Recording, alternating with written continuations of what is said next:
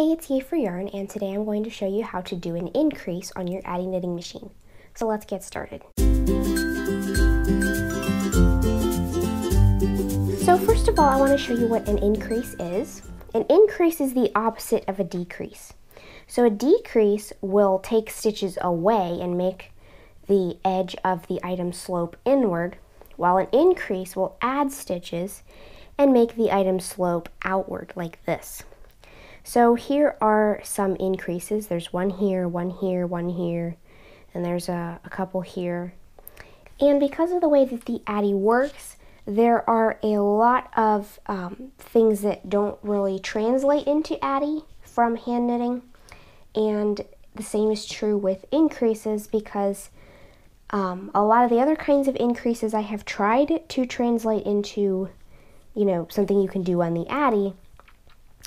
They end up leaving big holes in the knitting. Now, one thing you do need to note here is that you can only do this on the edge of the work, because you have, if you were to work an increase and add a stitch in the middle of your panel, then you would have to take off part of the stitches, like half your row, work your increase, and then put them all back on every single time you wanted to add a stitch. So if you want to add stitches in the middle of a section, I would recommend doing 2 separate panels and then, adding stitches on the edge of each panel and then sewing them together with a mattress stitch. And this is something you can only do on flat panels, because you can't add any stitches if you're using up all the needles in circular knitting mode. So the increase that we're going to be doing here today on the Addi is what we would call in hand knitting a lifted increase. And I will show you how we're going to do that in just a second. But what I've got here is I have cast on some stitches, not all the stitches that you would use for a wider flat panel, because you can't use them all and then add more, because there aren't any more to add. So what we're going to be doing is adding a stitch on either edge as we come to each edge. So I have a loom pick here. You're going to need one of these to do an increase, because you need to be able to easily pick up stitches off of the machine. So I've knit about 2 or 3 rows already, and I'm going to knit across the one row, because the increase is worked when you turn around and go back the other direction. So I'm going to go turn around and go back the other direction. So I'm going to take the yarn out of the yarn guide, close the yarn guide. That's important. You don't want to leave it open, because it will bang on your needles. And I'm going to bring up these first 2 needles far enough that I can lift them off of the needle with my loom pick. So what we're going to do is we are lifting up 2 of those stitches, and we're going to hold them like that. Now we're going to go to the back of the work, like so. And if you can see right here on the back, because this is the purl side or the wrong side, you can see there is a bump, a horizontal bump of yarn below the loop that's on your loom pick. And what we're going to do is we're going to take, not the very edge stitch one, but the second stitch in from the edge. We're going to take that horizontal bump that's below it, and we're going to pick it up. You can do this with another loom pick or a crochet hook. I'm going to use my fingers. We're just going to pick it up like that, and that's what it should look like. We're going to take that by itself, put it on the next empty needle. See, here's all my string of needles that are full. This is the next empty needle. Then I'm going to put the second stitch in from the edge onto this needle, and the third stitch onto this next needle. So naturally, if you're adding a stitch, that means you already have enough needles to accommodate that extra stitch. So you would not do this unless, you have enough, you have an extra needle, an extra white needle left open on your machine. So now what we've done is we've created an extra stitch, but we haven't knit through any of them yet. So we're going to back up like that, as if we had just come this way. So what we did is we came all the way this way, we went this way a little bit, the other direction a little bit to resituate those stitches.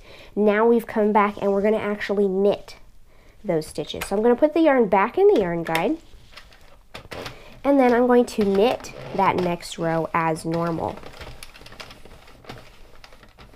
So now, if I want to do it on this end of the row, I can, when I turn around and go back this way, take the yarn out of the yarn guide, close the yarn guide, and then I'm going to take the stitches off of those first 2 needles as they come up.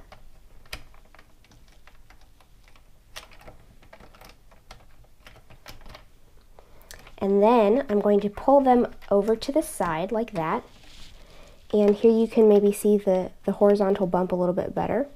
But this is my horizontal bump that I'm taking right here. It's a strand of yarn that runs horizontally across the back of the stitch, not in between the stitches, across the back. So I'm going to take that one, pick it up with my fingers, or you can use another loom pick.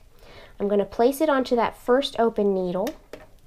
And I'm going to take this second stitch in, place it onto the next open needle, and then I'm going to take that edge stitch and place it onto the third open needle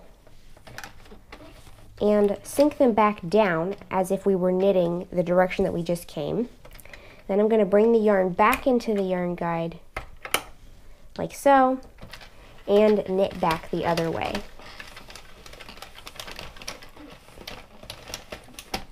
So if I wanted to add more stitches on the next row, then I could do just the same thing again.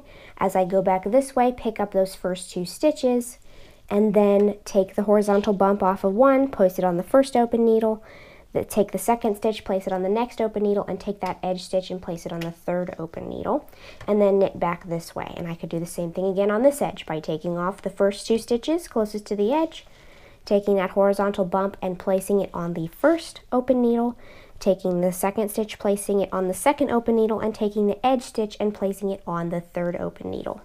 Now this technique would be something you could apply for any type of flat panel that you want to widen or put an angle to, a wider angle. So if I wanted to, I could do a bias strip and add a stitch on one edge and then decrease a stitch on this edge, and then that would make a strip where that the edge goes this way and the top edge goes, the same direction. They're running parallel, except the knitting is still going, vertical, but the edges would be going 45-degree angles. And as with decreases, you don't have to work increases on every other row. You can work it on every 4th row, every 6th row, every 8th row, it doesn't matter, as long as you have an even number of rows in between. And when I say that, I'm referring to one edge, because, even though we worked a decrease on every row, it's only at one end of every row. So we're only adding a stitch to this side on every other row, and we're only adding a stitch on this side to every other row. You don't have to add stitches on both sides. You don't have to add them on every other row. You can do it on whatever row you want, as long as you are turning back around to go the other direction.